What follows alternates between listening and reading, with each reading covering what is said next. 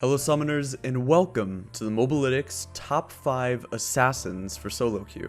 As we said, today we're going to look at the top 5 assassins for mid and top lane in solo queue and for carrying. This list does not include junglers such as Kha'Zix or Rengar, who are very good assassins, but potentially if that is something that you guys want to see in the future or for next video, let us know and maybe we'll do top 5 jungle assassins. This list is designed to tell you the best champions that you could be playing for an assassin type playstyle in the mid and top lane, that way you can climb and carry your solo queue games and get that LP. First up on our list, let's talk about Akali. Akali has one of the better laning phases that you can have for an assassin. Her passive healing and damage is really nice, and if she ever does get ganked, you can kinda just use your shroud to get out of it.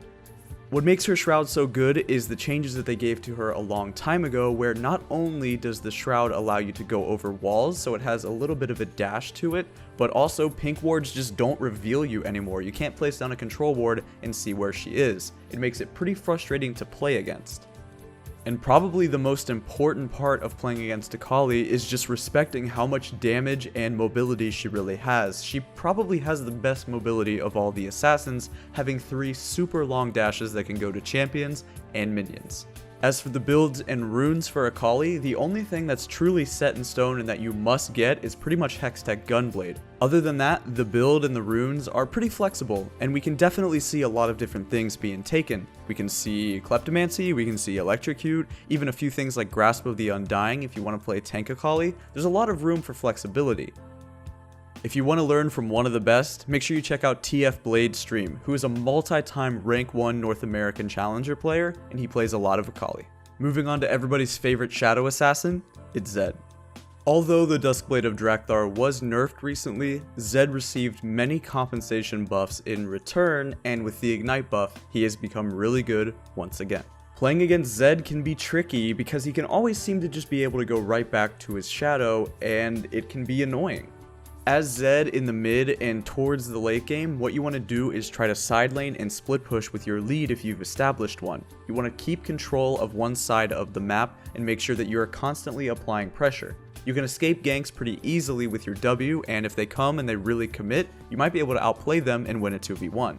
As Zed, he's always had problems late game. The more people can get Zanyas and GAs and the supports can get their lockets and redemptions, it makes it harder for you to kill somebody. However, recently, with some of the nerfs to these items, it makes it not too bad. Actually, Zed's scaling feels okay. It feels better than it ever has. It's still not great, and you definitely get outscaled, but it's not as bad as you would think. Your ulti pop damage will deal a lot.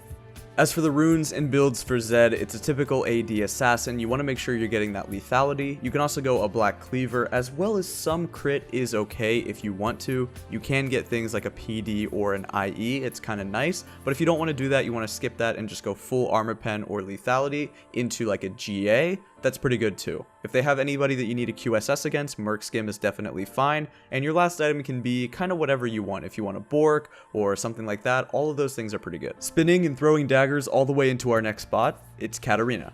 Simply put, Kat's mobility and damage is through the roof. What makes her so effective in solo queue is that the games are chaotic and hectic, and that's exactly where she thrives. Basically what happens is you just get a lead and you run with it. You can run all over the map, you can roam very effectively, and your AoE in skirmishes and team fights is unmatched for assassins. Your ulti damage is good, your passive damage is good, and once you reset and get going, it's really hard to stop you. She does have a learning curve for sure. She definitely has some things that you need to look at and try to figure out. You need to figure out how her passive works and the best ways you want to use it in some of her combos, but once you get going and you figure out exactly how the champion works, she's not too hard to make work.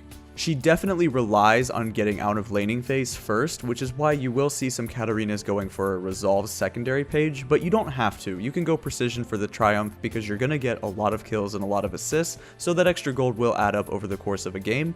Aside from that, it's going to be a standard Electrocute domination page, but make sure you're grabbing yourself Ingenious Hunter. Much like Akali, you're going to want Gunblade first item, and having Ingenious Hunter will make it so the active on that item will be much lower cooldown.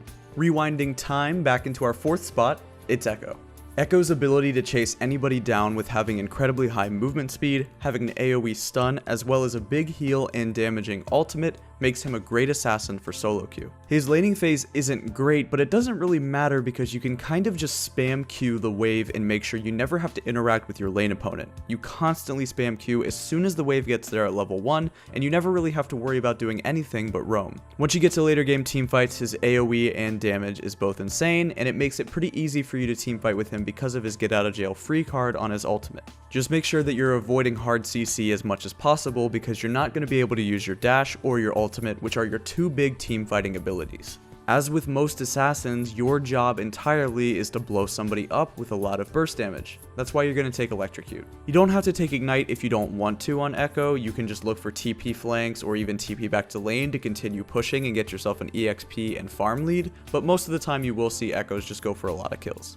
And lastly, fishing for that last spot, let's talk about Fizz. Fizz is an interesting one. To me, he's the most fun assassin to play, and I'm pretty good at him, but as far as playing against him, it can kind of be a nightmare, especially for the enemy AD carry. In competitive play, you don't see him much because people are going to play around him and around the Shark quite a bit better, but as far as solo queue, people are going to be solo split pushing lanes all the time, and Fizz is probably the best assassin at picking off solo split pushing AD carries in the game. The amount of kills that this guy can rack up just by sitting in a bush and throwing a shark, and if it connects, if it latches on, they're gonna die. Even if they flash away, even if they heal, they're gonna die.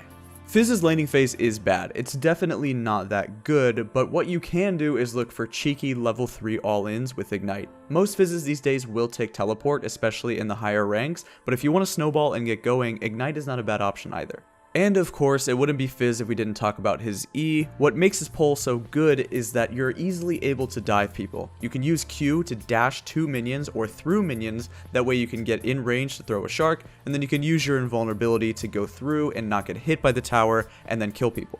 For runes, just like all the other assassins, you definitely take Electrocute, but it's interesting with Fizz because you see a lot of different options and debate on forums what you should be taking for secondary. Personally, I like Resolve to get through lane, but you don't have to do that. You can take Sorcery if you want Transcendence, or even Scorch, and you can take Triumph and you'd go for Precision secondary with Coup de Grace. It kinda just depends on your playstyle and what you want to take.